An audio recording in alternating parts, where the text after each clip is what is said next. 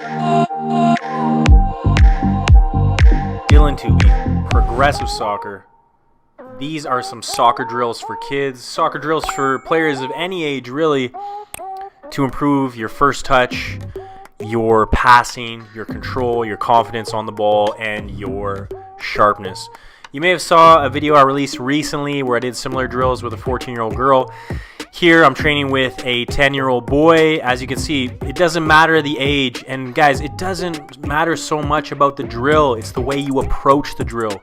You can have the most simple drill, but if you approach it with intensity and quality, you're going to get something out of it. So when you're sending me messages asking me, what drill should I do? I don't really care so much. It's more how you do it. Approach everything you do with intensity, with quality, with the desire to improve, and you're going to get something out of it. So I'll take you through these touch drills. First one we did was inside of the foot. Here is outside of the foot passing drill. Focus on the movement in between. Don't just side skip. Don't just jog from cone to cone. I want that quick, sharp lateral movement, getting low to the ground, bending the knees when you change direction. Here we did a combination of the two. So passing with one foot at a time, but on one side I'm using inside, on the other side I'm using outside of the foot. So we're really developing that confidence using the outside of the foot. I love that touch. I've talked about it before. I'll keep talking about it, and you'll see the progression in my own technique as well as the players that I train, really developing that outside of the foot pass. In the beginning, it's going to be awkward for you. You're going to have to learn how to flex your foot. Most people don't even have the ability, the strength, the mobility to flex their foot and pass with the outside of the foot. But the more you practice, the more it'll come, the more confidence you will get. Next, we moved into some two-touch drills. Here, I'm receiving with the outside of the foot with a touch heavy enough to get past the cone, but not so heavy that I lose possession. So really focusing on the quality of that first touch, making the weight of that first touch perfect. When you're playing in games, when you're playing in matches, training, it's not good enough just to have your first touch go in the direction that you want.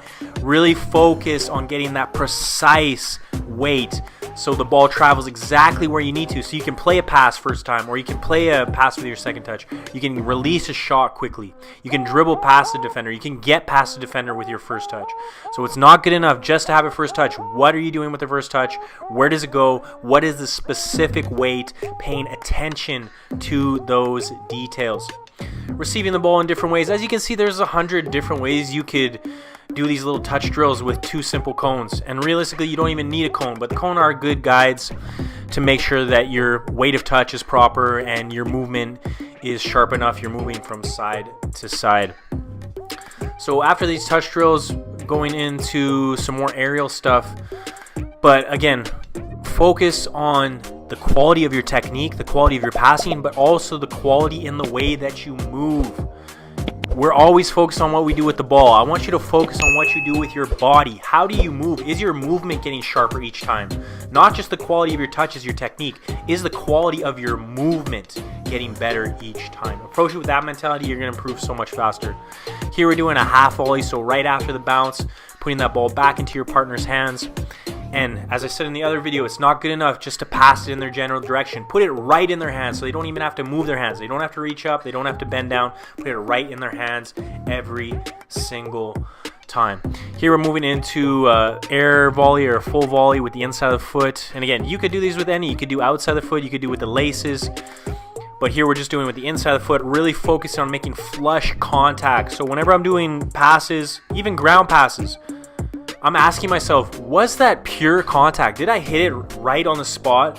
And you know the difference. You know the difference when you have a good pass and a pass that maybe is okay, but it didn't feel the same. I want you to notice that feeling of a flush pass. How does it feel? Try to replicate that feeling every time you make a pass, whether it's on the ground or in the air. Here we're doing a two-touch, just varying the throws, sometimes to the chest, sometimes to the feet, sometimes to the thighs.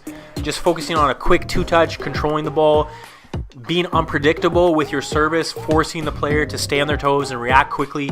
No excuses. If it comes to your head, if it comes to your toes, if it comes to your feet, you need to control the ball. And that's a mentality that I have and one that I want you to have as well.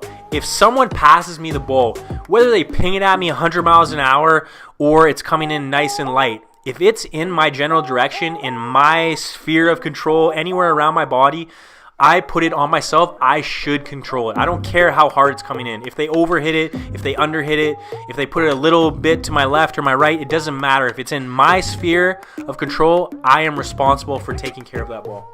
Last one we did here was just throwing it down into the ground, a little bit of air control, pushing out of your feet, controlling quickly, playing that pass back.